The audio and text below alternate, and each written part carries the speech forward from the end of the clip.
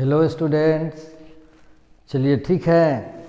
आज हम लोग 10वीं क्लास का सेकेंडरी स्कूल एग्जामिनेशन बोर्ड के द्वारा जो है 10वां का जो है मॉडल पेपर का जो ऑफिशियल आया है उसका हम लोग सॉल्यूशन तैयार कर रहे हैं। बायोलॉजी वाला पार्ट का जो आपके परीक्षा के लिए काफ़ी मददगार हो सकता है। तो आज हम लोग जो बायोलॉजी का क्वेश्चन है उसका हम सॉल्व कर रहे हैं डिस्क्रिप्शन के साथ। थोड़ा सा आप लोग ध्यान से इस वीडियो को सुनिए। चलिए देखिए, हम लोग ये जो क्वेश्चन है मॉडल पेपर में, पहला क्वेश्चन है कि पौधों में जनन अंग कहाँ पाए जाते हैं। पौधों में जनन अंग कहाँ पाए जाते हैं? तो इसका आंसर जो है फ्लावर होगा। जनन अंग का मतलब होता है मेल एंड फीमेल ऑर्गन, मादा तथा ये जो है नर तथा मादा अंग। फ्लावर का नर अंग जो है एंड्रोशियम है, स्टामेन, और मादा अंग गाइनोशियम है, कार्पेल या पिस्टिल। ऐसे भी पूछ सकता है कि फ्लावर का कौन सा जो है नर अंग है और कौन मादा अंग है, इसे भी निकल सकता है क्वेश्चन। तो मेल पार्ट एंड्रोशियम और फीमेल पार्ट गाइनोशियम ये फ्लावर में पाए जाते हैं, इसीलिए जनन अंग जो है कहाँ पाए जाएंगे? फ्लावर में, पुष्प में। अगला क्वेश्चन जो है प्रकाश संश्लेषण की क्रिया होती है। प्रकाश संश्लेषण की क्रिया होती है the process of photosynthesis takes place in. तो ये बात सबको पता है कि प्रकाश संश्लेषण की क्रिया ग्रीन प्लांट्स, हरे पौधे में होता है। ये बड़ा सिंपल सवाल है, इसको जो है याद रखना है। प्रकाश संश्लेषण की क्रिया कहाँ होगा? हरा पौधा में होगा। अब अगला सवाल हम लोग का है प्रकाश संश्लेषण क्रिया में ऑक्सीजन किससे बाहर निकलता है?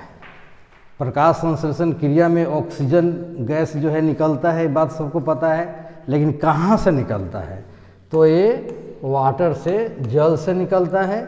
अगर इसके हम समीकरण पर ध्यान दें, CO2 प्लस H2O प्रकाश संश्लेषण क्रिया के द्वारा आपको C6H12O6 प्लस 6H2O और 6O2 इवोल्व्ड होता है, निकलता है।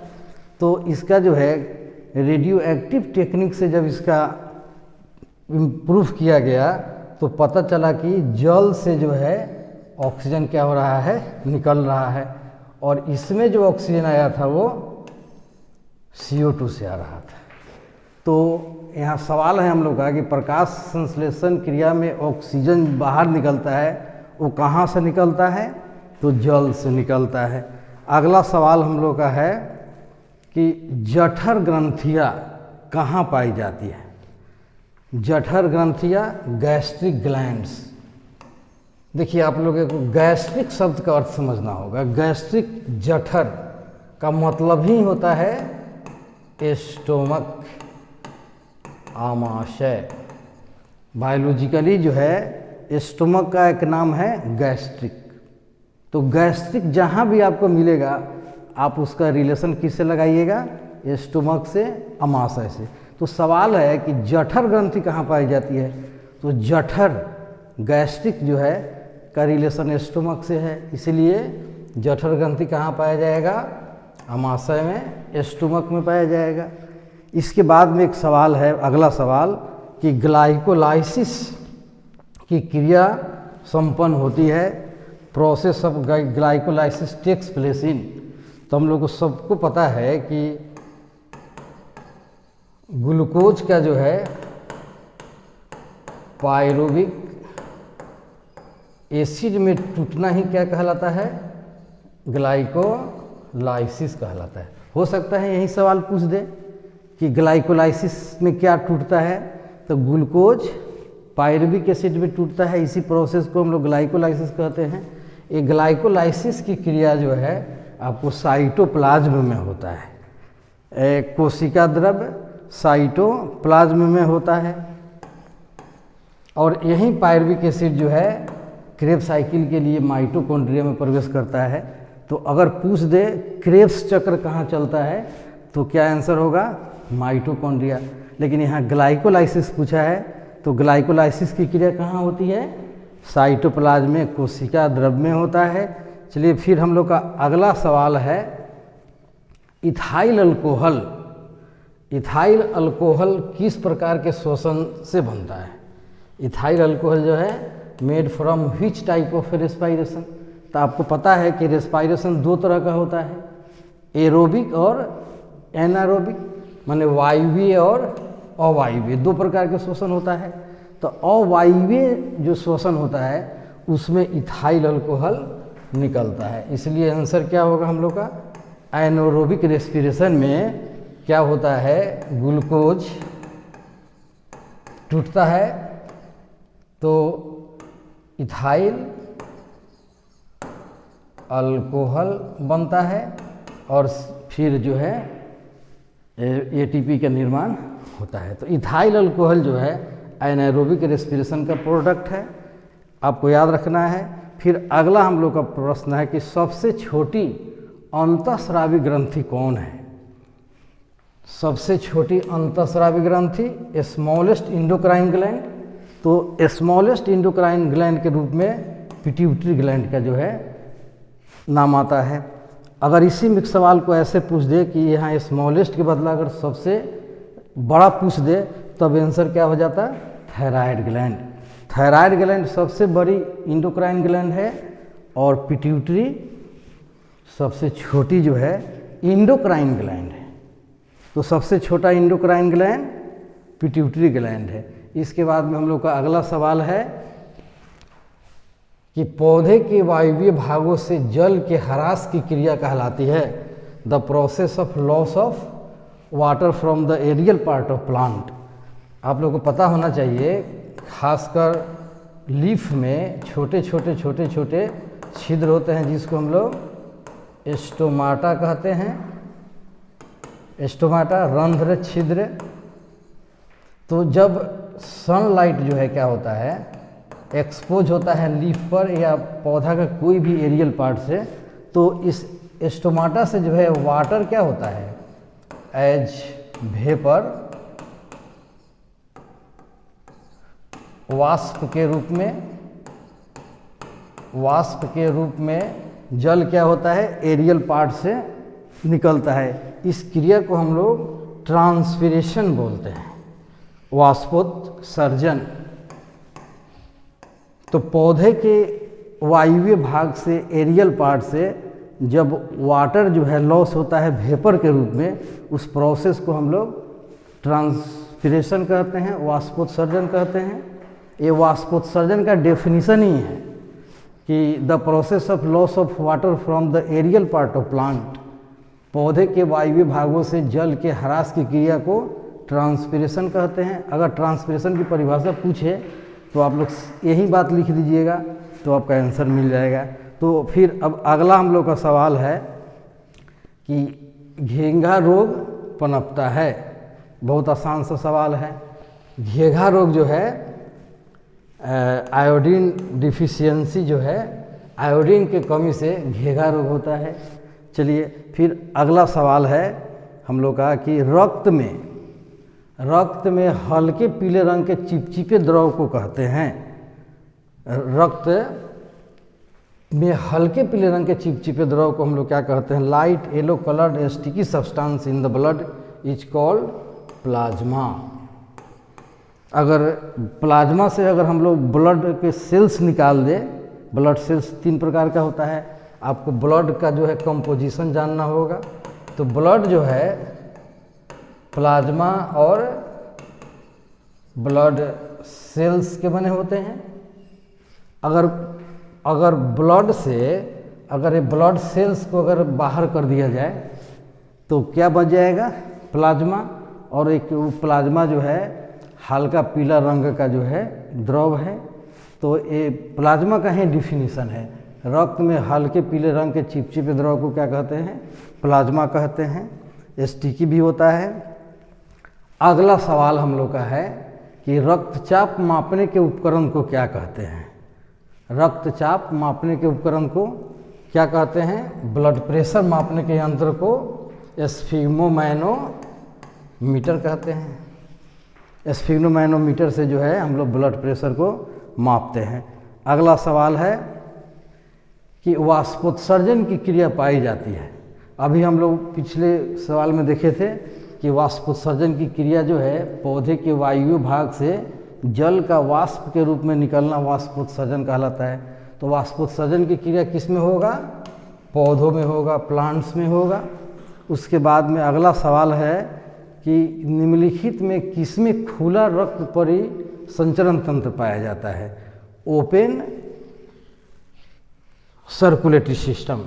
ओपन सर्कुलेटरी सिस्टम, खुला परिसंचरण तंत्र। तो आपको जानकारी होना चाहिए कि जितना भी इंसेक्ट्स है आर्थ्रोपोडा, उसमें जो है ओपन सर्कुलेटरी सिस्टम पाया जाता है, खुला परिसंचरण तंत्र पाया जाता है। तो तिलचाटा चूँकि क्या है? एक कीट है, आर्थ्रोपोडा है, इसीलिए क्या हो जाएगा? खुला परिसंचरण तंत्र। खुला परिसंचरण तंत्र तिलचाटा चाहे कोई भी मोलास्का का सदस्य हो तो उसमें क्या होगा? Open circulatory system. अब कोई कॉर्डाटा हो या फिर एनेलिडा हो, केंचुआ हो, जोंक हो, अगर इसका नाम दे तो वो बंद परिसंचरण तंत्र हो जाएगा। तो यहाँ सवाल है खुला परिसंचरण तंत्र, इसीलिए इसमें किसी कीट का नाम होगा, इंसेक्ट का नाम होगा, आर्थ्रोपोडा के सदस्य का नाम होगा। तो तिलचाटा जो है कीट प्राणी है, आर्थ्रोपोडा है, इसलिए ये सवाल होगा। ऊंट में, घोड़ा में, मानव में, ये तीनों जो है क्या है? कॉर्डेट्स है, मैमल्स है, इसलिए उसमें बंद परिसंचरण तंत्र पाया जाएगा। तो खुला परिसंचरण तंत्र का क्या हो जाएगा? तिलचाटा इसका आंसर हो जाएगा। अगला जो हम लोग का सवाल है, रक्त क्या है? ये ऐसा सवाल है कि इससे आपका जो है मैंने जो शॉर्ट आंसर टाइप क्वेश्चन है वो भी सॉल्व हो सकता है, इसीलिए इस पूरे पॉइंट को ही याद कर लीजिएगा। कहता है कि रक्त क्या है? What is blood? तो ब्लड जो है एक टिश्यू है, एक ऊतक है। हम लोग ब्लड को कहते हैं कि ब्लड जो है लिक्विड कनेक्टिव टिश्यू है। ब्लड का, रक्त का जो है क्या परिभाषा हो जाता है? ब्लड इज लिक्विड कनेक्टिव है टिश्यू। रक्त जो है तरल संयोजी ऊतक है। ये ब्लड का जो है डेफिनेशन है कि रक्त क्या है? तरल संयोजी ऊतक है, लिक्विड कनेक्टिव टिश्यू है। इसलिए यहाँ पर चॉइस क्या हो जाएगा? आंसर हम लोग का टिश्यू हो जाएगा। क्योंकि ब्लड जो है ब्लड सेल्स का न बना होता है, और सेल्स जो है मिलने से क्या होता है? टिश्यू बनता है। और चूँकि ब्लड लिक्विड है, इसीलिए ब्लड को लिक्विड और कनेक्टिव टिश्यू जो है उसको डिफाइन करते हैं हम लोग। तो हम लोग को उसके अनुसार हम लोग का चॉइस क्या हो जाएगा? टिश्यू हो जाएगा। फिर अगला सवाल है कि मूत्र का रंग पीला, मूत्र का पीला रंग किस वर्णक के कारण होता है? Yellow colour of urine, which pigment causes the yellow colour of urine? तो क्या होता है? यूरोक्रोम। यूरोक्रोम के कारण यूरिन का रंग क्या होता है? पीला होता है। चलिए अगला सवाल है कि निम्नलिखित में कौन एक उभयलिंगी जंतु है? Which of the following is a hermaphrodite? Hermaphrodite मतलब बाई सेक्सुअल हर्माफ्रोडाइट। इसमें क्या होता है कि इसमें नर तथा मादा मतलब मेल और फीमेल जो ऑर्गन्स, सेक्स ऑर्गन्स होते हैं एक ही बॉडी पर पाए जाते हैं। एक ही शरीर पर पाया जाता है। इसी को हम लोग क्या बोलते हैं, हर्माफ्रोडाइट, बाइसेक्सुअल, उभयलिंगी जंतु हम लोग कहते हैं। तो देखिए हाथी में जो है क्या होता है, मेल फीमेल बॉडी अलग अलग होता है। गाय में भी मेल और फीमेल, नर और मादा अलग अलग होता है। कुत्ता में भी क्या होता है, अलग अलग होता है। इसीलिए हम लोग का क्या हो जाएगा, केंचुआ हो जाएगा। अर्थवर्म जो है उभयलिंगी जंतु है। हो सकता है कि आपसे पूछ दे कि what is hermaphrodite animal, what is bisexual animal. तो यही डिफिनीशन दे देना है कि वह ऐसा जंतु जिसमें नर और मादा, मेल और फीमेल एक ही शरीर पर पाए जाते हों। और उसका एग्जाम्पल हो जाएगा केंचुआ हो जाएगा, जोंक हो जाएगा, एनेलिडा का जो है सदस्य हो जाएगा। चलिए अब हम लोग का जो है अगला सवाल है कि यूरिया में रक्त कहाँ से प्रवेश करती है। यूरिया रक्त में कहाँ से प्रवेश करती है, where does urea enters the blood. तो इसका आंसर होता है यकृत, लीवर।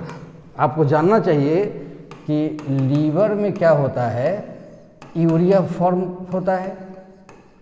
यूरिया, लीवर में यूरिया बनता है और ये यूरिया जो है ब्लड में, रक्त में आकर कहाँ जाता है, किडनी में जाता है और वहाँ जो है किडनी में छानकर यूरिन बनाता है, मूत्र बनाता है।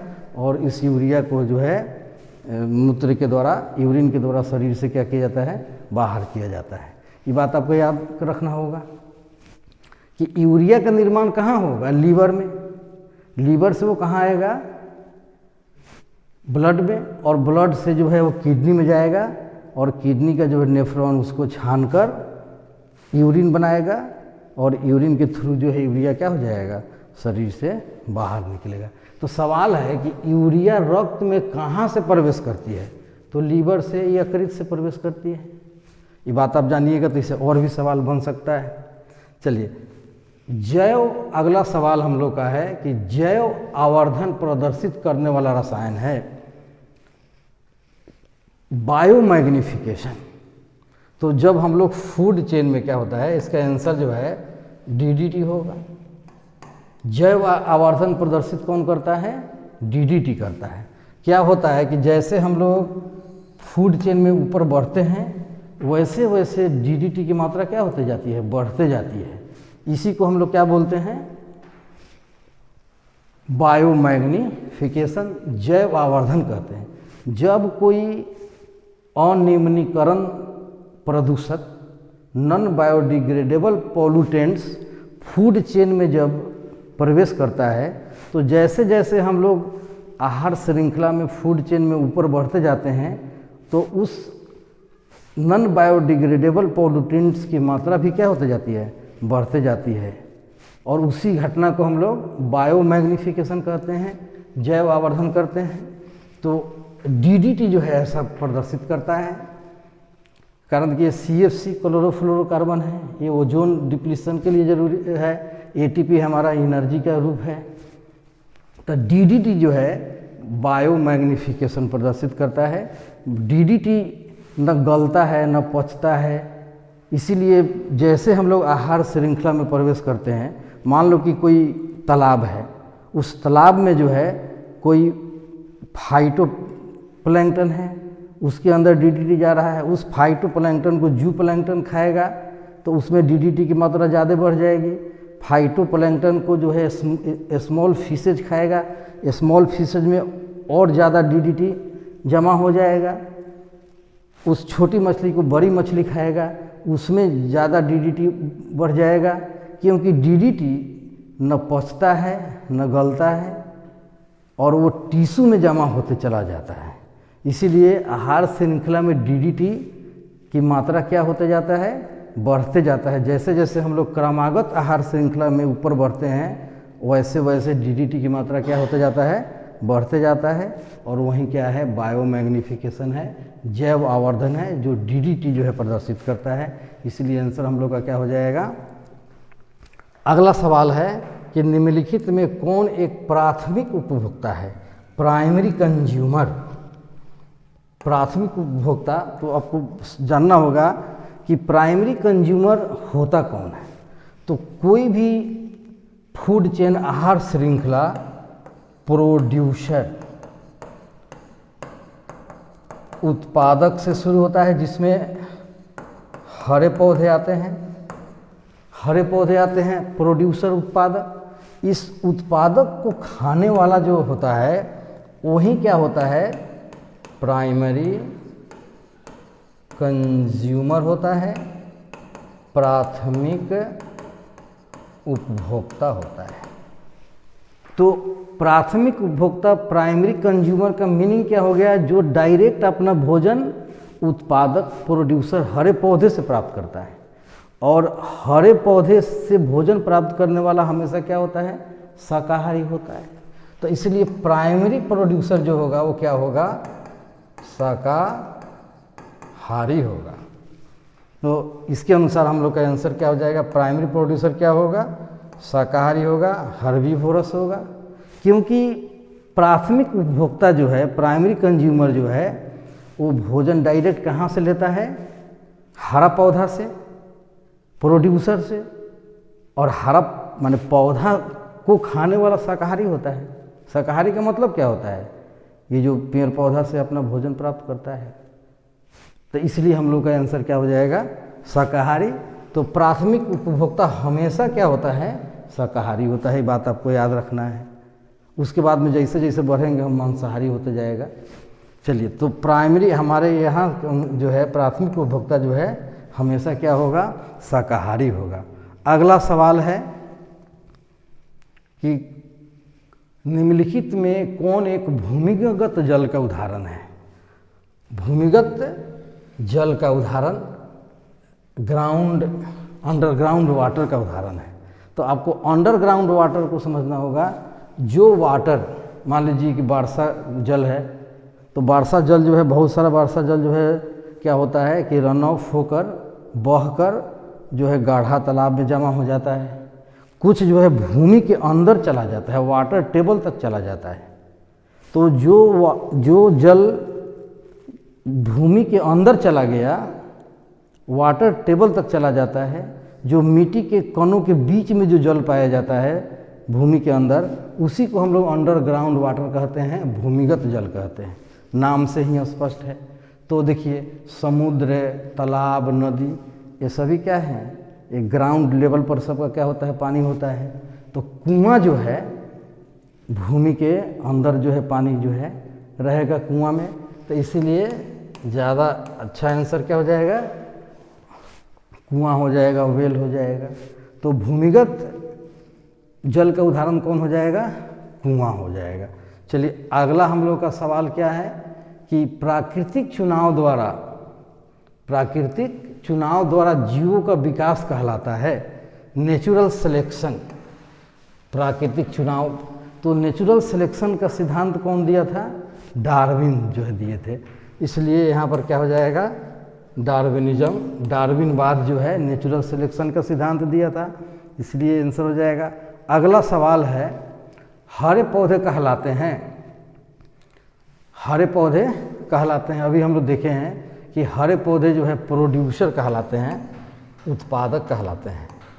हरा पौधा जो है वो हम लोग क्या बोलते हैं, प्रोड्यूसर कहते हैं, उत्पादक कहते हैं। चलिए, उसके बाद में एक हम लोग का अगला सवाल है, अंडोत्सर्ग का कारण है, अंडोत्सर्ग का कारण है। तो एलएच हार्मोन जो है, तो जैसे ओवरी है, तो ओवरी से जो एग्स या ओवम जो रिलीज होता है, ओवुलेशन जो होता है, अंडोत्सर्ग